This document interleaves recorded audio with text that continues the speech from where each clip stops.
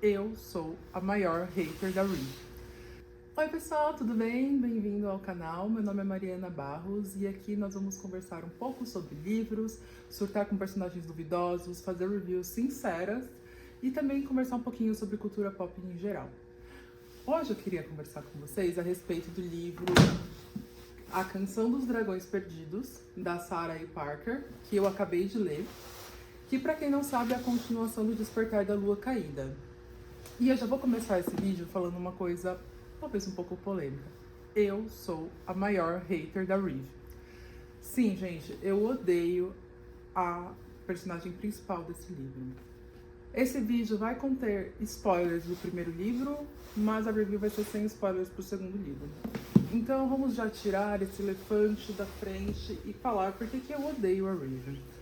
Pra mim, o primeiro livro foi bem sofrido ler a parte da Reeve. Pra mim, ela tinha uma áurea daquele chihuahua raivoso, assim, que tem um dom pra tomar decisões ruins. É isso. Só que no caso dela, as decisões ruins eram decisões mortais.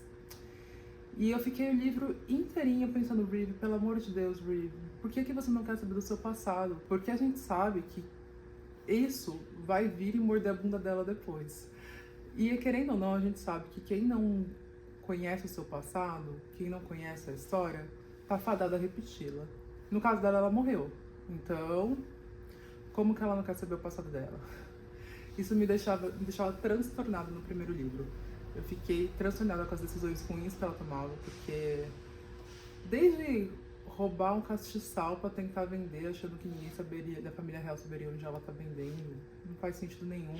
Ao não tentar tirar o pino antes pra ter acesso aos poderes, ou não querer ter acesso a todas as canções que ela tinha acesso antes, que ela conseguia ouvir. A Reeve, a gente sabe no primeiro livro que ela consegue ouvir a Claude, que é a deusa do vento, e ela tem ali alguma influência, mas bem pouca, com Bunder, que é o deus do solo, da terra. Você percebe ao longo do livro que a Reeve consegue ouvir a Rain, mas que ela ignora totalmente isso. Então, assim, ela tem acesso a poderes ilimitados ali para aqueles féricos, né, que tem vários nulos, que não tem poder nenhum, a maioria dos féricos tem consegue ouvir somente uma canção. A Reeve consegue ouvir 3, mas ignora uma, porque ela não quer se conectar nenhuma vez com essa uma. E ela tem esse bloqueio que ela realmente não quer saber sobre o passado dela, e que pra mim era extremamente irritante. Pra mim, o Khan, ele foi um cara que foi extremamente paciente, que ele passou por cima de muita coisa, inclusive por cima do orgulho dele para estar ali com o Reeve, para poder tentar fazê-la entender qual era a nova realidade dela, né? E também era o amor da vida dele, que ele achou que ele tinha perdido para sempre, ele estava tendo uma segunda chance. Mas para mim ele valeu o primeiro livro, não só ele, como também toda a fantasia desse primeiro livro. Ela é muito bem construído.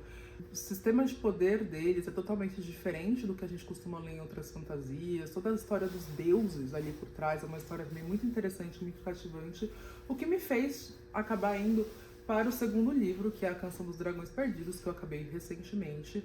Então eu já vou começar falando que pra mim esse livro, ele foi um livro nota 4,5. Ele realmente é um livro muito bom, ele me deixou muito presa, querendo saber o que ia acontecer. Eu vi algumas reviews de umas pessoas falando que não gostaram dos diversos point of views que ele tem no livro, mas pra mim isso é muito legal. Como tem várias coisas acontecendo ao longo de todo o globo deles, né, ao longo de todo o planeta deles, é interessante você saber o que está acontecendo com cada personagem, ver o que eles estão sentindo, o que estão pensando. Eu entendo que pode, quando você tá ali numa parte que tá pegando muito fogo, e trocar de point of view pode ser uma coisa problemática, porque você quer saber o que vai acontecer com o outro, mas ao mesmo tempo é um cliffhanger para você continuar ali lendo, passar pelo capítulo do outro, para você descobrir o que vai acontecer no capítulo que você já queria ler. Mas eu acho que pra mim isso não foi uma coisa ruim. Eu gostei bastante, eu tava gostando de saber sobre os universos das outras pessoas.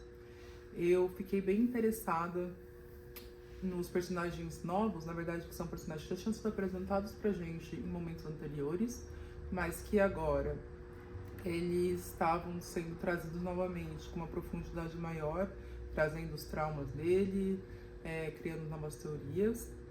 Eu terminei o livro com algumas teorias. O final do livro ele é totalmente explosivo, então Eu achei que talvez no ritmo até 60% seja um ritmo mais lento para quem não tá acostumado a ler fantasia. Mas ele começa, nos últimos capítulos, ele tá bomba atrás de bomba, muita coisa acontecendo. Eu recomendo que para quem vai ler, leia essa história com calma.